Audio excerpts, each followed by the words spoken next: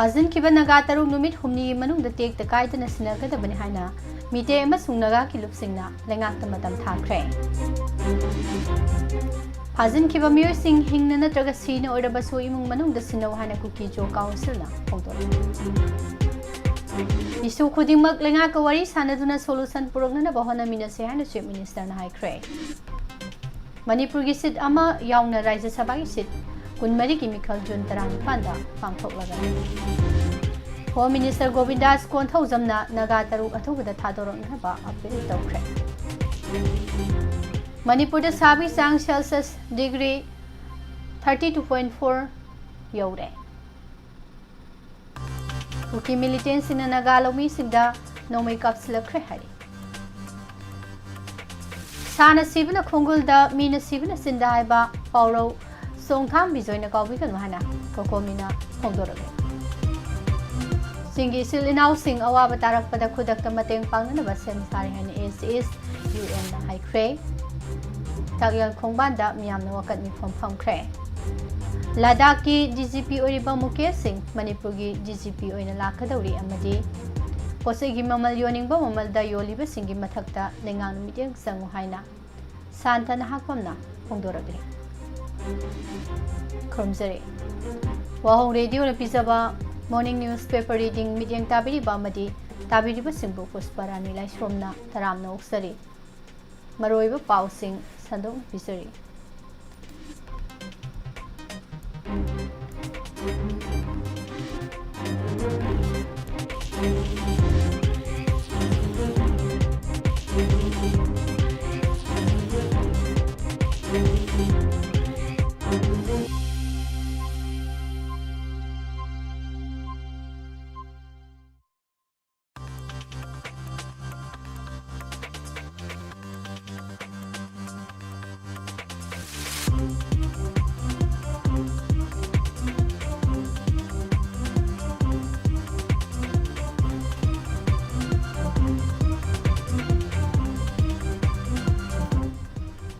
Cookie militant सिंह फाजिन की नागामी सम तरुक नुमित हुमनी की मनुंग द टेक द कायदना मयुम मयुमदा सिनगदबनि हायना मतम थाखिबगा लोइनना करिगुंबा सीना फंगलबती तुंग द थोलक पटेक साकुंबा लेंगाकना पुगदबनि हायना लाउथोख्रे वारेप असी ngarang eastern Liangmai Naga chief chairman association Liangmai Naga council eastern जो Koubru range Liangmai women union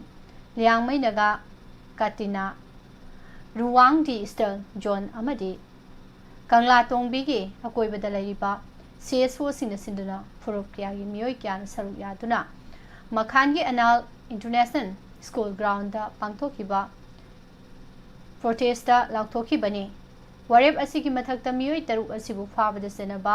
लैलोन बाइफै की चीफ अमदी जेनबा मियोय खुदिंगमक सैराक पीगदबनी KNFP का लैनरिबसु एब्रोगेट तौ कुकी मिलिटेंट की लोइनबी डेपुटी CM नेमचा गिपकेन मसागी फमदगी लौथोकदबनी अमदी लमदम असिगी येलौमी सिंह अमा तोइना पुनसिंदुना कुकी टेरोरिस्ट सिंगी मायोक्ता लेमिनसे हाइबा वारेप सिंह सु लौखे पुना वारेप मंगा यावबा जॉइन मेमोरेंडम अमसु मणिपुर की गवर्नर दा पिसिंदुना तक्सिनख्रे थौदो असिदा सरुक याकिबा सोशल एक्टिविस्ट असांका सरना हाई नुमिर हुमनी सुर फावबा लेंगांग Mitcham तरुक असिबो पुथोकपा ngamdaba asimakna Manipur lenga asi kuki militant singda na koinana saugatle takpani makhoibu kannaba natraga makhoibu phariba miyoy sing phanaba lenga na karigum khongthang amata lokhattaba pangdaba thawong asimak puwari da lehoragani kuki khulai paiba singna matam ama hekta da terrorist ki thabak sathariba si makha tana tawdana ba para tambi hodrabadi yellow proof sing asi ingna chikna nungsi sanana hingminaba ngamloi haiki Nakalamaro Tharomasi Saruk Yakiba, Kokomigi Wangang Loi, Santana Hakpam Nahai. Central Amadi State Security Forcing Kurak Hangdan Labor Mopum de Gimicham Taru Pakiba Asina, Tawong Asi Central Government Sinba Kuzin Tarangi Takle. Ano Balengak Lakpadi Irang Asi Loisilagani Kalamba Dugi Onataina Bada, Lengak Asi Chief Minister Amadi Deputy Chief Minister, Ani Nasatari Batawong Asi, Tazaningai Oitre, Haiki. Ngaragi Thoromasida Mukogi advisor Purai Latpam Deban Kaubru Range Liangmai Women Union gi Speaker Khuigaliu Marenmai Makhan Kanglatombi Naga Forum gi President Juris Abonmai Poirei Lemarol Apunba Maira Paibi Thawai Mirel Yaungna Tungan Tungan Basi Sokya gi Lusing Basingna Saruk Yaki Kulai Paiba militants in a Hosik Fazan Dona Tamliba Mio Kudima Atubada Hingna Natraga Sinabu Arabasu Masamasagi Mung Manung the Sinana Bakuki Jo Council Kedjet Sina Appeal Toragli Kedjet Sigi Chairman Amadi General Secretary Natadorpa Gerald Amada Hosik Toliba Watok Asigi Matangda Tongan Tongan Bafuruk Singilu Sing Basing Sif Association Search Forum MLA Amadi Su Group Sing Yawa Apun Bamifam Ama Surasanpurgi Duivong Dalaiba KIC Hall the Pangtok Tuna Manipur da Kundaminariba Naga Puruka Isil Ina Oibagi Mari Sembat Naba Ing Tapa Amadi Kangrup Masil Kimarakta Nungsi Zanana Laiminanaba Honamina Si Haike Miam the Lenga Kimatakta Pen the Bigi Kongzang Sangsinba Matamda no Mugisara Talaga Injeri Bamiam the Awa Pidaba Mawong the Kongzang Sangsin Biu Isu Kudimak Lenga Kawari Sanaduna Solution Purakna Bahona Minasi Hana Sweet Minister Imnam Kemsana Apil Toragli Lamsang Kendragi Manung Sanba Akamaya Laikai Salam Amasung Maklangda Lupa Lak Satret Changna Saba RCC Thong Ahum Chief Minister na Sangatuna Miamda Kusinabagi Tauramda Mataki WAPHAM Asi Pongdoki Bani Manipulenga Public Works Department Sinduna Akam Mayai Laikai Lampak the Pangtokiba Akamgi Thong Sangabagi Tauramda Chief Minister na Hai Manipur ki hauze oiriba irang asigi mapung phaba solution puraknaba lengak na suhonari Jiribam district ki oina district asida khundaminariba mar paite amasung maite sing nungsisana laiminaba haukhre miyamna pedaba lakpu matamda lengak ta tainaba haibasi masana tabani adubo miyamna pamliba demand phangnaba khongjang sangsinba matamda state ki economy shokadaba mawongda khongjang sangsin biganu hainasu Chief Minister Y Kemsana appeal tauki Panbe Abdi Akamaya Laikai Nambol Turel Matakta Saba RCC Thong Asi Lupa Lak Chahum Sangna Sabani Haiba Thong Asi Sangaba Loibaga Salam Mamang Laikai da Lupa Lak Sani Changna Saba RCC Thong Amadi Maklangda Lupa Lak Sani Changna Saba RCC Thong Su Chief Minister na Matang Matang Sangake Maklangi Thong Sangabaga Mari Lenana Maklang da Pangtoki Bathoram da Su Chief Minister na Wangang Ki Loinana Lamsang Kendro gi Miyam gi Maiki gi Chief Minister Pisin Kiba Memorandum da Yariba Chawkha Thorangi demand sing su thabo oina pangthokani haibagi thajaba Chief Minister na Piram Ki Sangabagi Thoram sing asida Lamsang Kendro gi MLA Sorok Haibam Rajen Lamlai Kendro gi MLA case Ibomsa amadi mari lenaba official sing Saruya Ki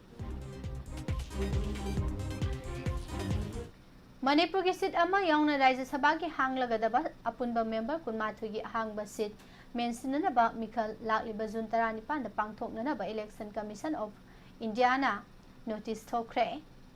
ECI gi Secretary Suman Kumar na ngarang thokiba cherol amana sahi asiki June amasung July thada Rajya Sabha ki Council of State tara gi member kunmari ki seat hanglagani state sing asi Andhra Pradesh Karnataka amasung Gujarat ki seat mari Jharkhand ki seat ani Madhya Pradesh amasung Rajasthan ki seat ahum Manipur Meghalaya Arunachal Pradesh amasung Mizoram ki seat amamamne hanglagadaba seat sing asi mensinanabagidamak June 19 da Council of State sing asigi biennial election pangthoklagani election asi pangthoknanabagidamak June amada notification thokani Nomination file tawgi aroiba numit June 19 oigani aduga nomination scrutiny tawgi numit June 8 da pangthokani loinana nomination file withdraw tawgi aroiba numit June 13 oigani biennial election asi June 19 gi ayuk pung 8 dagi nuthil pung 3 phawba pangthokani haiba numit asimakta da vote masing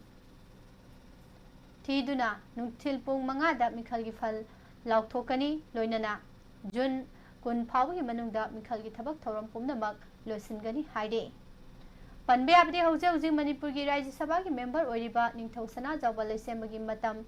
Jun kunmathoi da loire mahak kumja lising ani kungi Jun 18 da pangthokiba mikhalda BJP dagi mai paktuna sahi adumaki Jun kunithoi dagi office paiba haukhibani mahakna Rajya Sabha gi MP oina laringai matam kumja lising ani kunmari kunmanga da Parliamentary Standing Committee on Labor, Textiles and Skill Development gi member oina saruyaki loinana Manipur gi tongan ba isu kayasu puthoki masida maru oina Manipuri lol bo India gi classical language ki thakta yahonna ba amadi sana mahi lining asibo mikok thibada tongan ba religious category da sakhangna bagi wafam sing yauri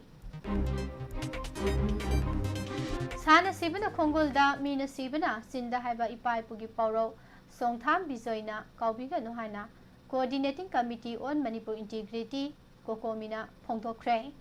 Kokomi ki maikedi songtham bijoida thaba Zaindar amada mahak masana tronglaubi ki mihat ado thigatpada phangle hariba evidence sing ado miyamda phongna thamnaba thakiba numit mangani gi matam ado sure adubo miyamda phongba ngamdrabana Kokomina hana haizakibagi matung ina adombu ngasidagi hawduna Manipuri furuki yeknaba traitor amadi proxy war asigi collaborator ni haina laujare adubu karigumba adomna claim toriba asigi matung ina mihat pasing adu miya mangda puthoroklabadi Kokomi gi firep asi handokani matung tarakpada adomi wahai amadi thawong sing asigi mahai pumnamak leipak miyamda sinazare haina phongdokle Tronglaubi gi mihat adu kuki maitei gi land asigi manung da leiba thaudok ama natte haina aduk thajana amadi thauna leina haribado angak panatra nahakna investigation ke makok oirabra natraga special oiba khudam sangdam leibagira adu oiraga dithuna authority da satuna haidriba karigino kari ngairibano kana ngairibano mantiknaribra kiribra ki de haragadi miyambo maithakta ngauduna thamba karigino nahaki wadu phongdoklabadi hauze hauze thokliba thaudok wathok mayam asigi solution ama lakpa soidrabani solution la haningdaba kanagumba power amana thingbara haibana singba wahangna pik thale masi line lobi ganu haibu wafam phongdorakle Imphal West ki manung sanba takyal khongban ima ibema community hall da Maike adongi club famadi mera pai business intuna wakat mi fam phangpre wakat mi fam asilup manga amuko amofa ko har PLM PAL MSF ka khusam naduna sathabani sit in protest asigi matangda lupfanga gi maike diki phongdorakpada tumdaba mi hawdokpa lui haiba pawro adu tahanduna sanglaba matam asi Manipur gi miyam tambangamdaba punsi marel amada lenduna ngasi su hingli miyam gi kholabu tasinadana tumdana tumba saribasi nungi wahan thokarino maraibak maramdam gi miyamna awa ana khangba sufam nompham khangdaba nungthil pobopta phaduna pukhibadagi ngasi phawba thiba khangdana leiba haibasi tumsinnaba natra mikha polakpagi awa ana kayagi saina khol khangduna laklaba India gi miyamna ngasi phibam thina soklaba Manipuri singi punsigi awabada karisu haidana tumina leiribasi tasengna minungsi khangdraba amadi India gi ningtam ihau amadi miyam gi hakpo ikai khumnada bahaiba duni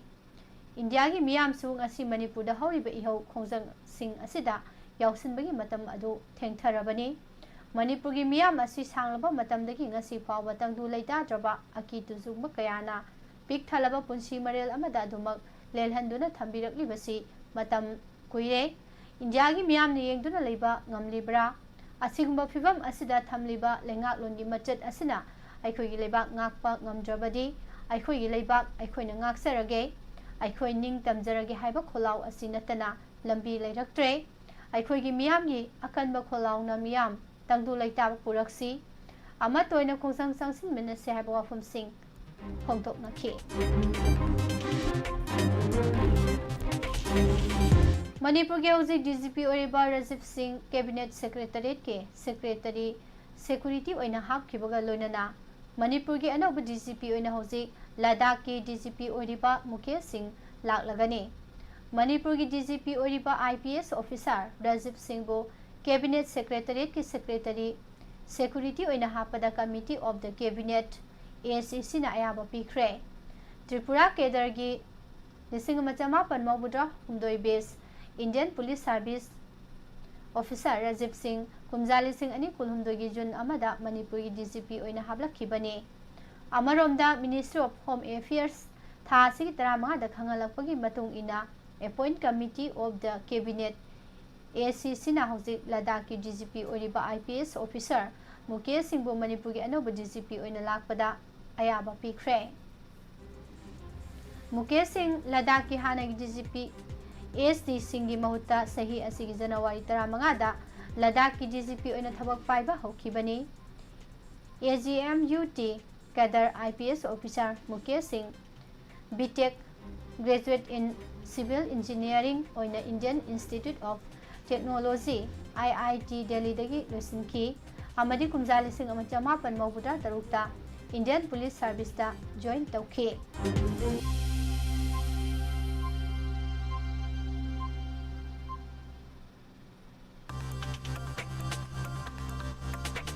external force थेंगनबा अमदी चिंगी इसिल इनाउ सिंगवारकपदा खुदकता मतेंग पांगनबा सेम सारे हाइना socialist students union of Manipur SSUM ना फोंदोखिबगा लोइनना विलेज गार्ड सिंगदा साना थंगनबा पोलम सिंग मतेंग पांगख्रे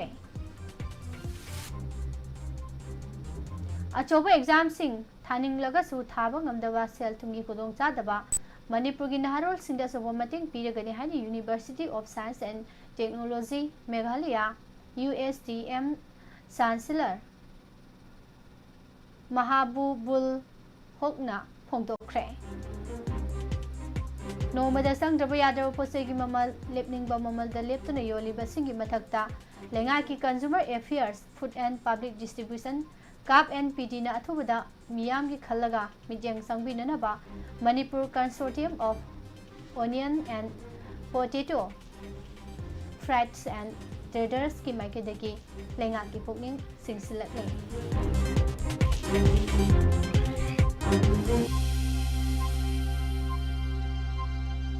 इलिगेंट कुकी मिलिटेंट सिंगना नोने डिस्ट्रिक्ट की टुपुलगा नकनना लैबा पोनग्रिंगलोंग धनागा फुरुकी लौमी सिंगी मथक्ता नोमै कापसिंदुना लंदारकपगी थवोंग पांगदबगी थवोंगनि हाइना joint tribe council Manipur JTCM ना अकनबा मौंगदा यानिंगदबा फोंदोरकले JTCM की मीडिया एंड पब्लिसिटी ना थादोरकपा कंडेम तौबगी चेरोल असिना हाई इलिगेंट कुकी मिलिटेंट सिंगना नगागी लौमी सिंगदा मखा ताना नोमै कापसिंदुना एटेक चथखिबा अदो मियोइबगी लिस्ट नते स्टेट असिदा खुंदामिनरिबा फुरुपसिंग नुंगसी चानना पुन्ना लैमिननबा अमदी इंगतप पुरकनबा होनबगी मायोक्ता अतमनना सथबा तमथिरबा थवोंगनी थौदोक असिना तेलबा मतमगी मनुंगदा कुकी मिलिटेंट सिंगना मरा लेजदबा नगा मिचम सिंगी मथक्ता सथबा अनिसुबा एटेकनी कुकी मिलिटेंट सिंगना अहानबोइना मे 19 नगागी लौमी विल्सन थंगाबो मिनुंगसी लेतना तमथिना हातोकपीखी हौजिक फावदा लमदम असिदा फुरुप मसेल नुंगसी चानना लैमिननबा नगा सिंगना खांगबा कनबा ngakpiba amadi wakhal फाथादुना लेरकलिबा असिगी ओना तैनाबदा इलिगेंट कुकी मिलिटेंट सिंगना मियोइबगी मिनुंगसी अमता यावदना सथखिबा पांगदबगी थवोंग नगा मियामना अकनबा मौंगदा कंडेम तौई हाइरे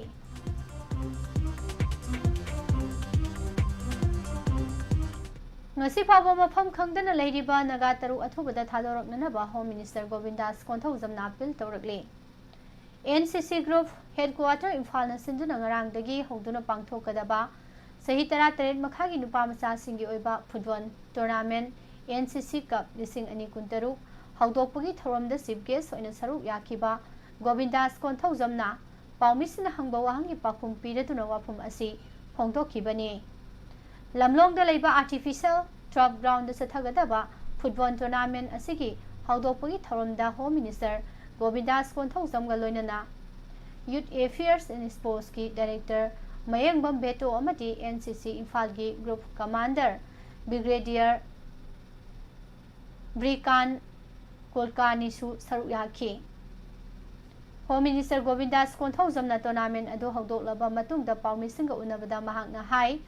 state asigi hojik oiriba phibam asidak asigumba tournament ama pangthokpa haibasi yamna maru oiba amani naga gi miyoi tarung asi phawba thiba khangdala leiriba asi athubada thadoraknana ba appeal tawraduna makhoibu phajiliba sing aduna su miyoi bagi minungsi yengduna thabak tawbiyu isorbu thajaba miyoi ama oina asoiba leikhrabasu ngaknaduna samjaraba miyoi sing adu thadokadabani haiki pawmisna miyoi taru hinglibra natraga sikhabra habagi matangda hangbo wahangi pakhumda Home Minister na lengasna hojik phawbadi makhoigi phibam sabchaba khangba ngamdri adumokpu leptana thiba humbagi operation di sathari loinana national highway da blockade chathabana hojik pot puthok pusin tawba gari chatruk hena panduna leiri lengana ngaba honaduna highway hangdokna bohonari amadi tongan tongan ba CSO singasu wari sanaduna waroisin puraknana ba honari haike amaronda security force na anda khulai ke amaron phagat khiba aduga mari leinana Home Minister na hai phagat khiba du lenga ki di weaponizes program gi manung sanani sing amadi tampaki mafam sing da tangdu lai tab purakna ba asigumba thabak makha tana su sathaki gani haike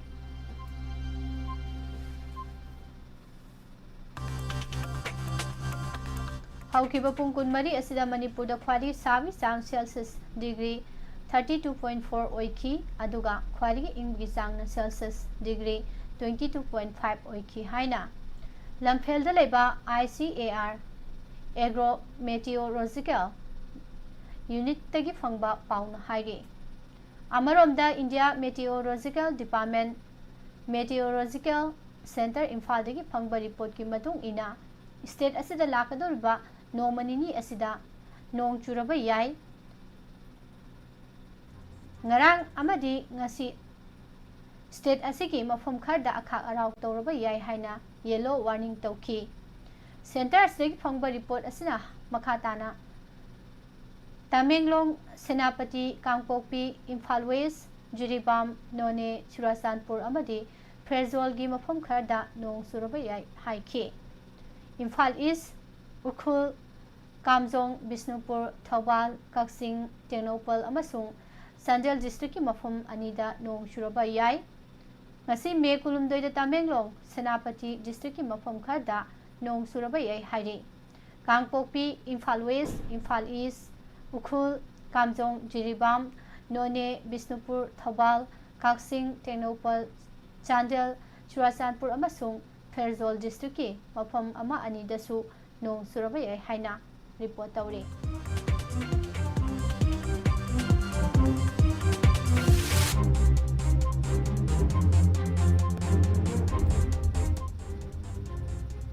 Patriotic Writers Forum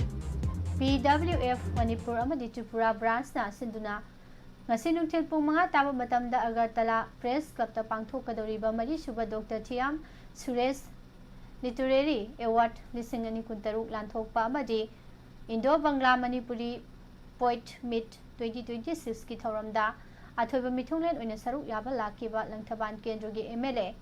Karam Syam ngarang nungthil Agartala Airport ta PWF Tripura ki thomi singna harau tayamna okre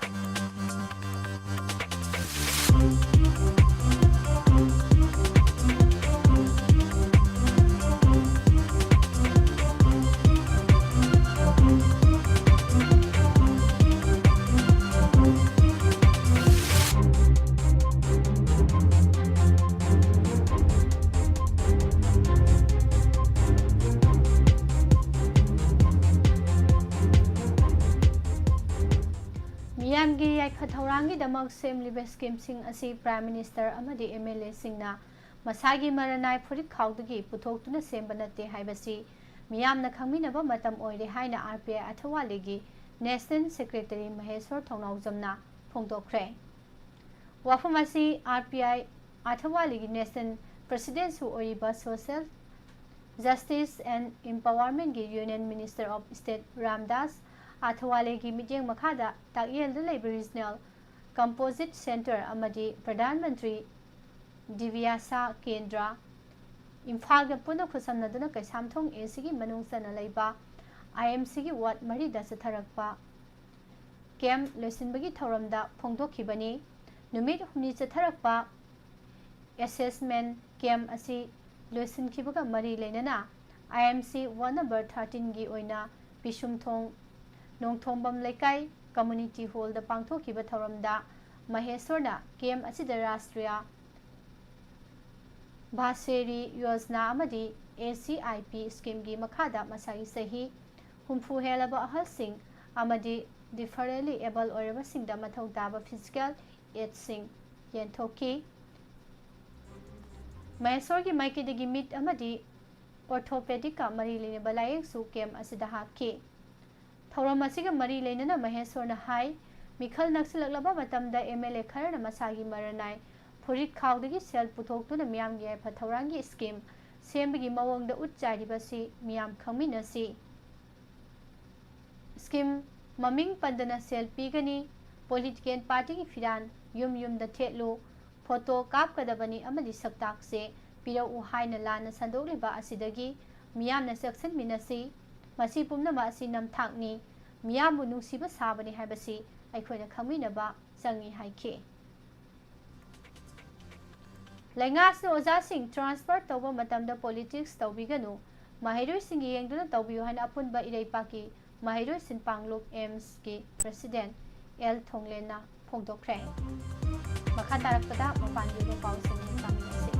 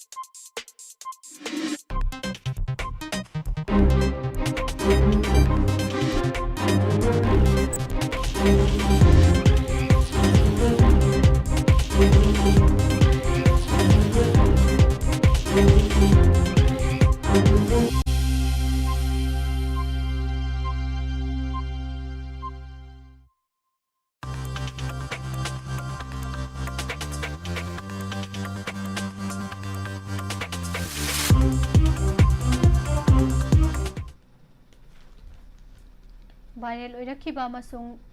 nahala kayana sawalakraba political gimmicks Cockroach Janata Party CJP gi social media account tingzinkibadu India lenga ki makhada leiba Intelligence Bureau IB na party asi India gi national security da threat oire haina electronics amasung information technology ministry da section wa thamlakpadagi ministry asi gi athang matung ina social media platform X na block tawa oidam le hairi ꯀ꯭ꯔꯣꯀ꯭ꯔꯣꯁ Janata ꯄꯥꯔꯇꯤꯒꯤ ꯊꯕꯛ ꯊꯧꯔꯝꯁꯤꯡꯗ ꯄꯥꯀꯤꯁꯇꯥꯟꯒꯤ ꯈꯨꯠ ꯌꯥꯎꯏ ꯍꯥꯏꯅ ꯕꯤꯖꯦꯄꯤꯅ ꯐꯣꯡꯗꯣꯛꯈ꯭ꯔꯦ꯫ ꯍꯧꯈꯤꯕ ꯅꯨꯃꯤꯠ 4-5ꯅꯤꯗ CJP viral ꯑꯣꯏꯔꯛꯇꯨꯅ ꯂꯩꯕꯥꯛ ꯑꯁꯤꯒꯤ ꯃꯅꯨꯡ ꯍꯟꯖꯤꯟꯕ ꯃꯐꯝꯁꯤꯡꯗꯒꯤ ꯌꯥꯎꯅ ꯅꯍꯥ ꯀꯌꯥꯅ ꯁꯧꯒꯠꯂꯛꯈ꯭ꯔꯕ ꯃꯇꯨꯡ ꯀ꯭ꯔꯣꯀ꯭ꯔꯣꯁ ꯍꯥꯏꯕ ꯃꯤꯡꯊꯣꯜ ꯑꯁꯤꯅ ꯅꯍꯥꯁꯤꯡꯒꯤ ꯊꯃꯣꯏꯗ ꯑꯔꯥꯟꯕ ꯁꯤꯁꯇꯦꯝꯒꯤ ꯃꯥꯌꯣꯛꯇ ꯂꯦꯞꯅꯤꯡꯕꯒꯤ ꯏꯍꯨꯜ ꯑꯃ ꯐꯥꯎꯍꯜꯂꯛꯂꯤꯕꯁꯤ ꯏꯟꯗꯤꯌꯥꯒꯤ ꯉꯝꯈꯩ ꯂꯥꯟꯁꯤꯟꯗꯨꯅ ꯄꯥꯀꯤꯁꯇꯥꯟꯗꯁꯨ ꯅꯍꯥꯁꯤꯡꯅ ꯁꯤꯁꯇꯦꯝꯒꯤ ꯃꯥꯌꯣꯛꯇ ꯂꯩꯗꯨꯅ ꯆꯦꯂꯦꯟꯖ ꯇꯧꯅꯅꯕꯒꯤꯗꯃꯛ ꯀ꯭ꯔꯣꯀ꯭ꯔꯣꯁ ꯑꯋꯥꯃꯤ ꯄꯥꯔꯇꯤ ꯂꯣꯟꯆ ꯇꯧꯈ꯭ꯔꯦ꯫ ꯏꯕꯣꯂꯥ ꯂꯥꯏꯆꯠꯀꯤ ꯏꯄꯤꯁꯦꯟꯇꯔ ꯑꯣꯏꯔꯤꯕ ꯀꯣꯡꯒꯣꯒꯤ ꯅꯣꯡꯄꯣꯛ ꯊꯪꯕ ꯁꯔꯨꯛꯇ ꯂꯥꯏꯆꯠ ꯑꯁꯤꯅ ꯃꯤꯌꯥꯝꯗ ꯃꯤꯄꯥꯏꯕ ꯄꯣꯛꯍꯜꯂꯤꯉꯩ ꯉꯔꯥꯡ ꯏꯕꯣꯂꯥꯅ ꯁꯤꯔꯕ ꯃꯤꯑꯣꯏ ꯑꯃꯒꯤ ꯍꯛꯆꯥꯡꯕꯨ ꯂꯧꯊꯣꯛꯀꯦ ꯌꯥꯗꯦ ꯍꯥꯏꯕꯒꯤꯗꯃꯛ ꯈꯣꯏꯁꯥꯎꯅꯔꯕ ꯃꯤꯌꯥꯝꯅ ꯏꯕꯣꯂꯥꯒꯤ ꯇ꯭ꯔꯤꯠꯃꯦꯟꯠ ꯁꯦꯟꯇꯔ ꯃꯩ ꯊꯥꯈ꯭ꯔꯦ꯫ ꯌꯨꯑꯦꯁꯅ ꯇꯥꯏꯋꯥꯟꯗ $14 ꯕꯤꯂꯤꯌꯟ ꯔꯣꯝꯒꯤ ꯈꯨꯠꯁꯨ ꯈꯨꯠꯂꯥꯏꯁꯤꯡ ꯌꯣꯟꯅꯕꯒꯤ ꯊꯧꯔꯥꯡ ꯃꯇꯝ ꯈꯔꯒꯤ ꯑꯣꯏꯅ ꯂꯦꯞꯈꯤꯕꯁꯤ ꯌꯨꯑꯦꯁꯀꯤ ꯑꯦꯛꯇꯤꯡ ꯅꯦꯚꯤ ꯁꯦꯀ꯭ꯔꯦꯇꯔꯤ ꯍꯨꯡ ꯀꯥꯎꯅ ꯏꯔꯥꯟꯒꯤ ꯂꯥꯟ ꯂꯩꯕꯅ ꯃꯔꯝ ꯑꯣꯏꯔꯒ ꯃꯁꯤꯗ ꯁꯤꯖꯤꯟꯅꯅꯕ ꯈꯨꯠꯁꯨ ꯈꯨꯠꯂꯥꯏꯁꯤꯡ ꯊꯝꯗꯕ ꯌꯥꯗꯕꯅ ꯃꯇꯝ ꯈꯔꯒꯤ ꯑꯣꯏꯅ ꯇꯥꯏꯋꯥꯟꯗ ꯈꯨꯠꯂꯥꯏ ꯄꯤꯕ ꯂꯦꯞꯄꯅꯤ ꯍꯥꯏꯅ ꯐꯣꯡꯗꯣꯛꯈ꯭ꯔꯕꯁꯨ ꯃꯤꯌꯥꯝꯅꯗꯤ ꯇꯣꯉꯥꯟꯕ ꯋꯥꯍꯪ ꯑꯃ ꯍꯪꯅꯔꯛꯂꯦ꯫ ꯃꯥꯂꯦꯝꯗ ꯈ꯭ꯋꯥꯏꯗꯒꯤ ꯋꯥꯡꯕ ꯆꯤꯡꯖꯥꯎ ꯑꯣꯏꯕꯇ ꯅꯠꯇꯅ ꯈ꯭ꯋꯥꯏꯗꯒꯤ ꯋꯥꯡꯕ ꯃꯐꯝꯁꯨ ꯑꯣꯏꯔꯤꯕ ꯃꯥꯎꯟꯠ ꯃꯇꯣꯟ ꯌꯧꯔꯨꯔꯒ ꯀꯨꯝꯂꯛꯄꯗ ꯑꯔꯨꯟ ꯀꯨꯃꯥꯔ ꯇꯤꯋꯥꯔꯤ ꯑꯃꯁꯨꯡ ꯁꯟꯗꯤꯞ ꯑꯥꯔꯦ ꯀꯧꯕ ꯏꯟꯗꯤꯌꯥ ꯃꯆꯥ ꯑꯅꯤ ꯁꯤꯔꯦ ꯍꯥꯏꯅ ꯅꯦꯄꯥꯜꯒꯤ ꯑꯦꯛꯁꯄꯤꯗꯤꯁꯟ ꯑꯣꯄꯔꯦꯇꯔ ꯑꯦꯁꯣꯁꯤꯌꯦꯁꯟꯒꯤ ꯃꯥꯏꯀꯩꯗꯒꯤ ꯐꯣꯡꯗꯣꯔꯛꯈ꯭ꯔꯦ꯫ ꯂꯩꯕꯥꯛ ꯑꯁꯤꯗ ꯂꯣꯟ ꯌꯥꯗꯕ ꯃꯑꯣꯡꯗ ꯆꯪꯁꯤꯜꯂꯛꯂꯤꯕ ꯃꯤꯑꯣꯏꯁꯤꯡꯒꯤ ꯃꯊꯛꯇ ꯑꯦꯛꯁꯟ ꯂꯧꯈꯠꯄ ꯉꯝꯅꯕ ꯑꯃꯁꯨꯡ ꯏꯟꯗꯤꯌꯥꯒꯤ ꯉꯝꯈꯩ ꯄꯔꯤꯡꯗ ꯁꯦꯀ꯭ꯌꯨꯔꯤꯇꯤ ꯍꯦꯟꯅ ꯃꯄꯥꯡꯒꯜ ꯀꯟꯈꯠꯍꯟꯅꯕꯒꯤꯗꯃꯛ ꯁꯦꯟꯇꯔ ꯂꯩꯉꯥꯛꯅ ꯆꯍꯤ ꯑꯃꯒꯤ ꯃꯅꯨꯡꯗ ꯁ꯭ꯃꯥꯔꯠ ꯕꯣꯔꯗꯔ ꯄ꯭ꯔꯣꯖꯦꯛ ꯄꯨꯊꯣꯛꯇꯨꯅ ꯆꯠꯅꯍꯜꯂꯒꯅꯤ ꯍꯥꯏꯅ ꯌꯨꯅꯤꯌꯟ ꯍꯣꯝ ꯃꯤꯅꯤꯁꯇꯔ ꯑꯃꯤꯠ ꯁꯥꯍꯅ ꯐꯣꯡꯗꯣꯛꯈ꯭ꯔꯦ꯫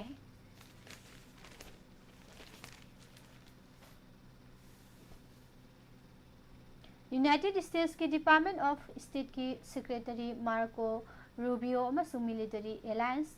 ꯅꯦꯇꯣꯒꯤ ꯁꯦꯀ꯭ꯔꯦꯇꯔꯤ ꯖꯦꯅꯔꯦꯜ ꯃꯥꯔꯛ ꯔꯨꯇꯦꯒꯤ ꯃꯔꯛꯇ ꯃꯤꯐꯝ ꯄꯥꯡꯊꯣꯛꯈ꯭ꯔꯦ꯫ ꯃꯈꯣꯏ ꯑꯅꯤꯃꯛꯅ ꯅꯦꯇꯣ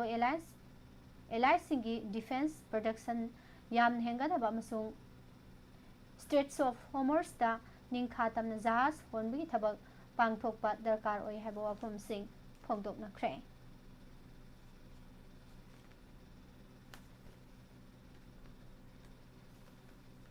ꯁꯥꯎꯊ ꯀꯣꯔꯤꯌꯥꯅ ꯃꯁꯥꯒꯤ ꯑꯦꯌꯔ ꯗꯤꯐꯦꯟꯁ ꯃꯄꯥꯡꯒꯜ ꯀꯟꯈꯠꯍꯟꯅꯕꯒꯤꯗꯃꯛ ꯀꯨꯝꯖꯥ 2034 ꯐꯥꯎꯕꯒꯤ ꯃꯅꯨꯡꯗ ꯌꯨꯅꯥꯏꯇꯦꯗ ꯁ꯭ꯇꯦꯠꯁꯇꯒꯤ ꯁ꯭ꯇꯦꯟꯗꯔꯗ ꯃꯤꯁꯥꯏꯜ 6 SM-6 ꯂꯩꯅꯅꯕ ꯊꯧꯔꯥꯡ ꯂꯩꯈꯥꯏ ꯇꯥꯊꯣꯛꯈ꯭ꯔꯦ ꯍꯥꯏꯔꯦ꯫ ꯃꯈꯥ ꯇꯥꯔꯛꯄꯗ ꯁꯥꯟꯅꯕꯒꯤ ꯄꯥꯎ ꯇꯥꯃꯤꯟꯅꯁꯤ꯫ ꯐꯨꯠꯕꯣꯜꯒꯤ ꯇꯥꯏꯕꯪꯗ ꯃꯥꯂꯦꯝꯒꯤ ꯃꯤꯌꯥꯝꯅ ꯁꯤꯡꯊꯥꯅꯔꯤꯕ ꯄꯣꯔꯇꯨꯒꯜꯒꯤ ꯁꯥꯟꯅꯔꯣꯏ ꯈ꯭ꯔꯤꯁꯇꯤꯌꯥꯅꯣ ꯔꯣꯅꯥꯜꯗꯣꯅ ꯂꯨꯆꯤꯡꯕ ꯑꯜ ꯅꯁꯔ ꯐꯨꯠꯕꯣꯜ ꯀ꯭ꯂꯕꯅ ꯗꯦꯟꯃꯥꯔꯛ ꯐꯨꯠꯕꯣꯜ ꯀ꯭ꯂꯕꯄꯨ ꯄꯥꯟꯖꯤꯜ 4-1ꯗ ꯃꯥꯏꯊꯤꯕ ꯄꯤꯔꯝꯂꯒ 11ꯁꯨꯕ ꯁꯥꯎꯗꯤ ꯄ꯭ꯔꯣ ꯂꯤꯒ SPLꯒꯤ ꯇꯥꯏꯇꯜ ꯂꯧꯔꯦ꯫ ꯑꯣꯜ ꯏꯟꯗꯤꯌꯥ ꯐꯨꯠꯕꯣꯜ ꯐꯦꯗꯔꯦꯁꯟ AIFFꯒꯤ ꯃꯤꯠꯌꯦꯡ ꯃꯈꯥꯗ ꯏꯝꯐꯥꯜꯒꯤ ꯈꯨꯃꯟ ꯂꯝꯄꯥꯛ ꯃꯦꯟ ꯁ꯭ꯇꯦꯗꯤꯌꯝ ꯑꯃꯗꯤ ꯇꯥꯛꯌꯦꯜꯗ ꯂꯩꯕ ꯁꯥꯏ ꯇꯔꯐ ꯒ꯭ꯔꯥꯎꯟꯗ ꯇꯤꯝ 3ꯅ ꯁꯔꯨꯛ ꯌꯥꯗꯨꯅ ꯆꯠꯊꯔꯤꯕ I ꯂꯤꯒ 3rd ꯗꯤꯚꯤꯖꯟ 2023 ꯁꯤꯖꯟꯒꯤ ꯄ꯭ꯂꯦ-ꯑꯣꯐ ꯐꯥꯏꯅꯦꯜ ꯔꯥꯎꯟꯗꯒꯤ ꯉꯔꯥꯡ ꯁꯥꯟꯅꯈꯤꯕ ꯂꯤꯒ ꯃꯦꯆꯁꯤꯡꯗ FC ꯔꯦꯡꯗꯥꯏ ꯅꯣꯅꯦ ꯑꯃꯁꯨꯡ ꯕꯥꯒꯄꯥꯠ FC ꯎꯠꯇꯔ ꯄ꯭ꯔꯗꯦꯁ ꯃꯥꯏ ꯄꯥꯛꯈ꯭ꯔꯦ꯫ ꯑꯇꯣꯞꯄ ꯃꯦꯆ ꯑꯃꯗꯅ ꯀ꯭ꯂꯥꯁꯥ FC ꯀꯩꯅꯧ ꯑꯃꯗꯤ ꯁꯟꯔꯥꯏꯖ ꯀ꯭ꯂꯕ ꯎꯔꯤꯁꯥ ꯗ꯭ꯔꯣ ꯆꯠꯈ꯭ꯔꯦ꯫ ꯅꯣꯔꯊ ꯏꯁꯇꯔꯟ ꯇ꯭ꯔꯦꯅꯤꯡ ꯑꯦꯁꯣꯁꯤꯌꯦꯁꯟ ꯑꯃꯗꯤ ꯏꯝꯐꯥꯜ ꯏꯁꯠ ꯗꯤꯁꯇ꯭ꯔꯤꯛ ꯀꯕꯥꯗꯤ ꯑꯦꯁꯣꯁꯤꯌꯦꯁꯟꯅ ꯁꯤꯟꯗꯨꯅ ꯀꯪꯂꯥ ꯁꯪꯒꯣꯝ ꯁꯪꯗ ꯂꯩꯕ ꯅꯦꯇꯥ ꯄ꯭ꯂꯦꯒ꯭ꯔꯥꯎꯟꯗ ꯆꯠꯊꯔꯤꯕ ꯑꯍꯥꯟꯕ inter district cash prize junior boys and ꯒꯔꯜꯁꯀꯤ ꯀꯕꯥꯗꯤ ꯇꯣꯔꯅꯥꯃꯦꯟꯠ 2023 ꯉꯔꯥꯡ ꯂꯣꯏꯁꯤꯟꯈꯤꯕꯒ ꯂꯣꯏꯅꯅ ꯏꯝꯐꯥꯜ ꯋꯦꯁꯠꯅ ꯕꯣꯏꯁ ꯑꯃꯁꯨꯡ ꯒꯔꯜꯁꯀꯤ ꯇꯤꯝ ꯆꯦꯝꯄꯤꯌꯟ ꯑꯣꯏꯔꯦ꯫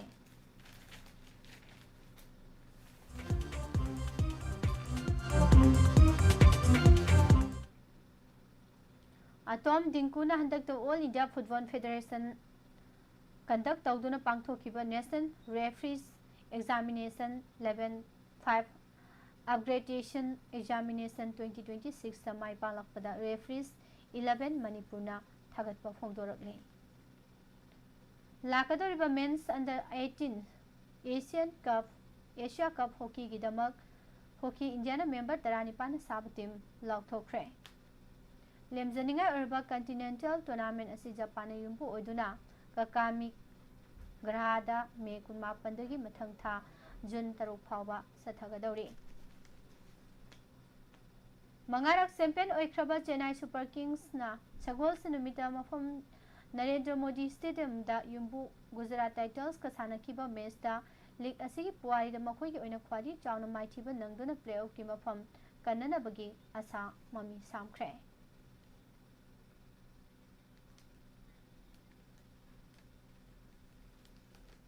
ऑल मणिपुर फुटबॉल एसोसिएशन की मीटिंग मखादा NCC Imphal group DMU campus न सिंधुना ngarangdagi NCC Ekta cup under 17 football tournament लिसिंग अनि कुंतरुक हौख्रे अहोब नुमित सानखिब अहानबा मैच एनसीसी इम्फाल ग्रुप ना पदम एफ ए चरांग पाटपो गोल अनि सिनोदा थोइखिबदा क्रिस अमसुंग मुकारम न मथंगसिना निफु तरुक सुबा अमसुंग मरिफु निपान सुबा मिनिटा गोल अममम चनखि लंगथबान पब्लिक ग्राउंड सथरिबा अहुम सुबा खोमद्राम Ombi Hijam Mema Devi memorial T20 Manipur veteran cricket tournament लिसिंग अनि कुंतरुक की ngarang सानखिबा मैच दा केसीसी कोंगबना यंग फिजिक यूनियन नोंगिन ललामबुंगबो विकेट तरुक तमाइथिबा पिख्रे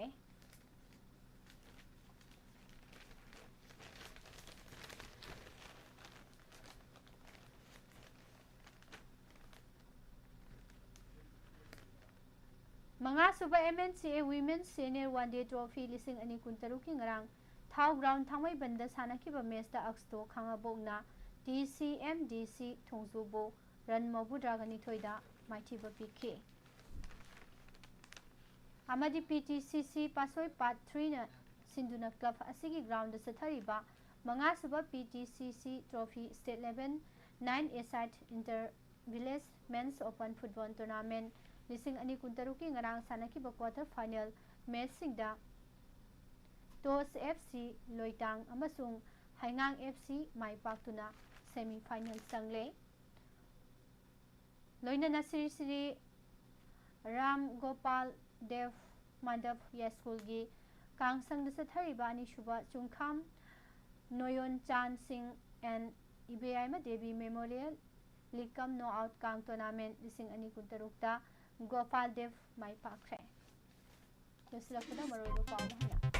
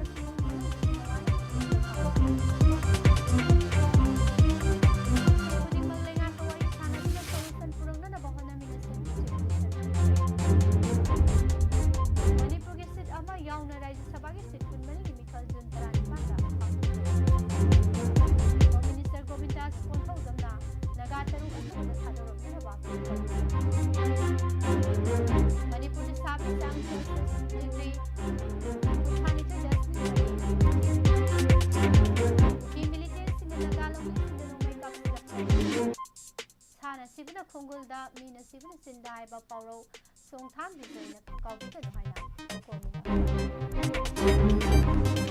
Now, the no avatar for the food of the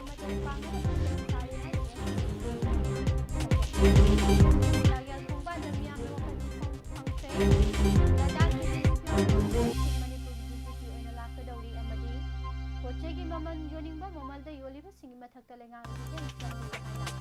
kanda na jeri ko paus singi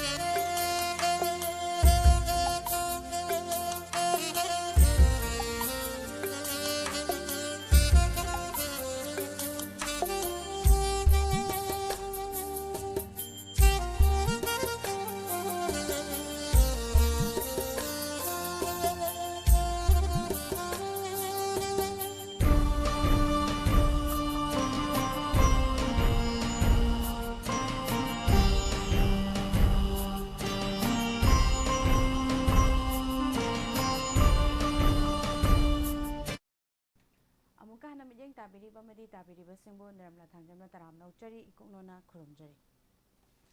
कनो ताद्रेमता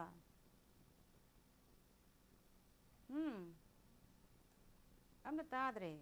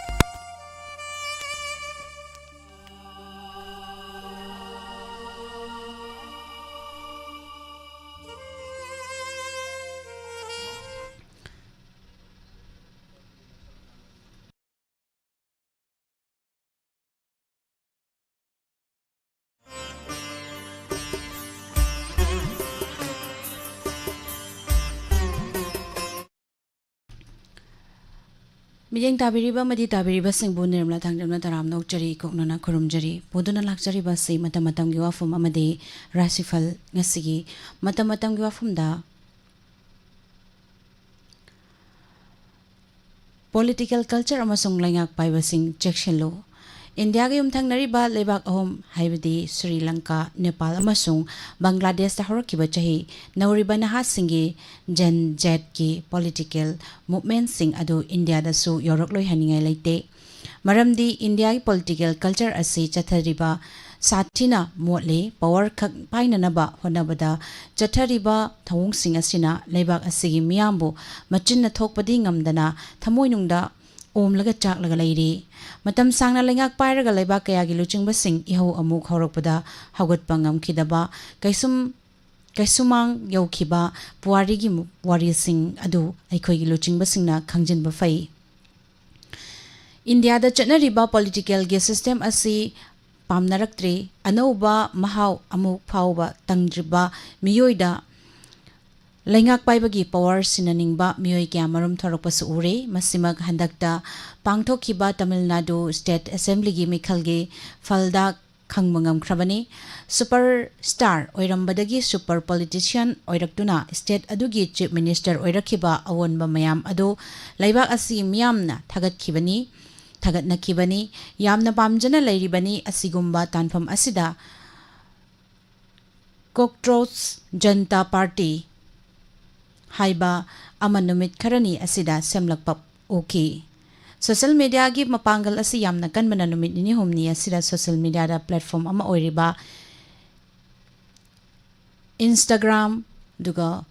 follower million tara taret henduna BJP gi Instagram gi follower gi masing henkre party asigi Instagram post yangkhai ga taruk thagalakpaga loinana laibak asi political culture amasung laingak na hiram kya da fail oibagi mawong thawong karem kanthaina bagi video amasung graphic kya marum thagalakhe me tara tarukta avijit dipke kauba political communication gi mahairoi amana viral movement asi haudorakhibani United States ta mahai tamba miyoi asina social media da platform ekta miyoi kya register tawraknaba invite tawrakhe ahanbada fagi jugai gi oina online da haudorakhiba thorang asi India da naharol singi oiba safu kallaba social media movement ama oirakle Cockroach Janta Party haibasi Supreme Court ki Judge Surya Kanna hearing sathaba matamda thabak fangdaba nahasingna mobile phone sizinaraga social media da sanarbilila kaya adugi matangda comment pirubada nahasing adubu Cockroach kanadaba kangbuni haina haifet fanki ahan bagi kaina thangda just asina soikiba dugidamak sengdoraki just asigi ahanba wafamsing aduda laibak asigi naha kaya amana asawa pokhanki makoina social media platform da changsilaktuna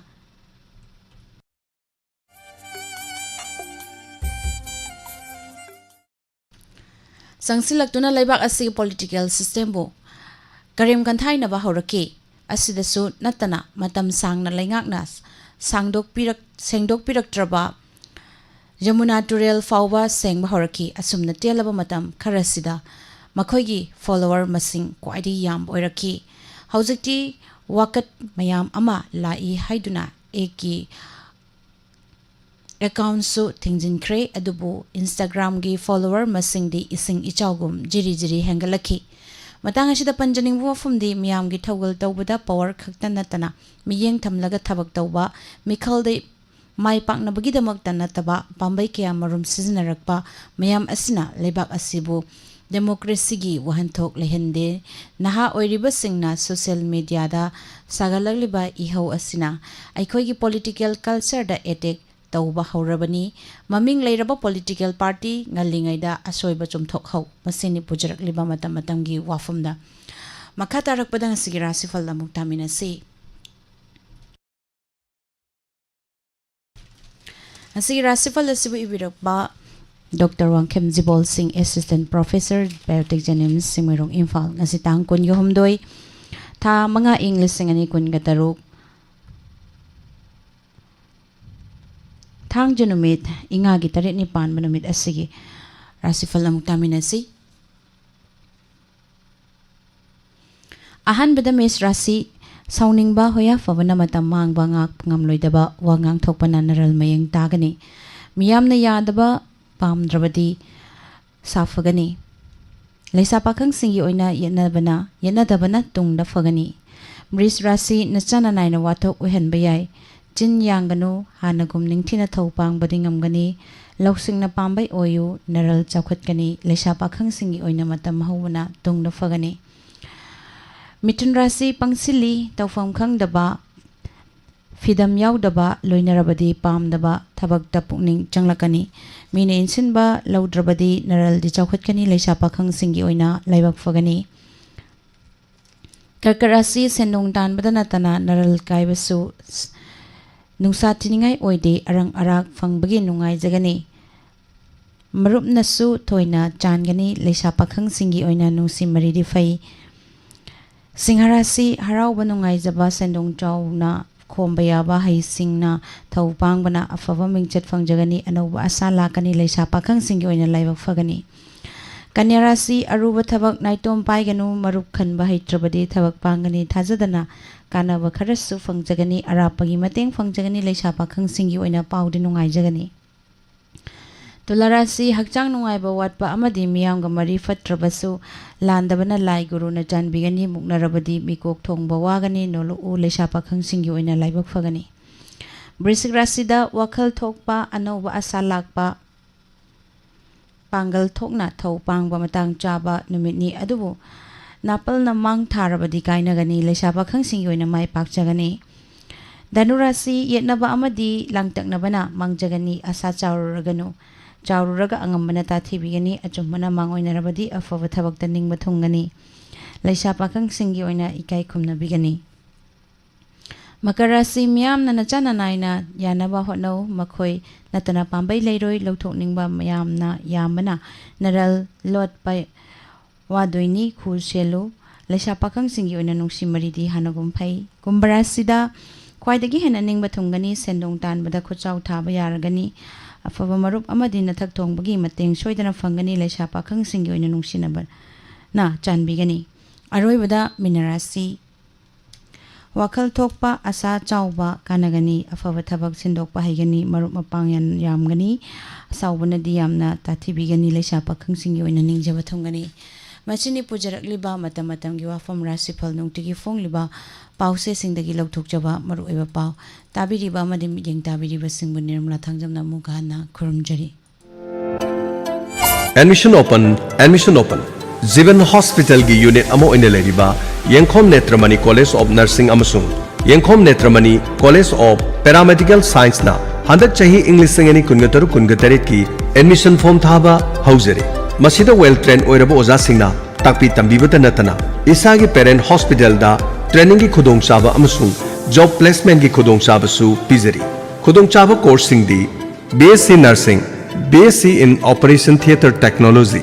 BSc in Medical Laboratory Technology BSc in Radiology and Imaging Technology मरमसिना 12 exam pass तौरबा science छात्र सिंगना PCB लोइनना English subject ओइबा अमदी medical directorate की exam CEE qualify ओइगदबनी लोइनना पैरामेडिकल की ओइनदी 12 स्टैंडर्ड PCB लोइनना इंग्लिश सब्जेक्ट पास तौरबदी अदुमक यारी लिमिटेड सिडनी अकुपा मरोल की दमक 8787584915 लोइनना 6004905188 जीवन हॉस्पिटल कैंपस काक्सिंग मणिपुर खुदोंचाबा अमना स्ट्रीम खुदिमक के अहानबा लाकपा छात्र तरादा चादा तरागी discount पिजगनी ngasi ngasi mak unabiyu tanabiyu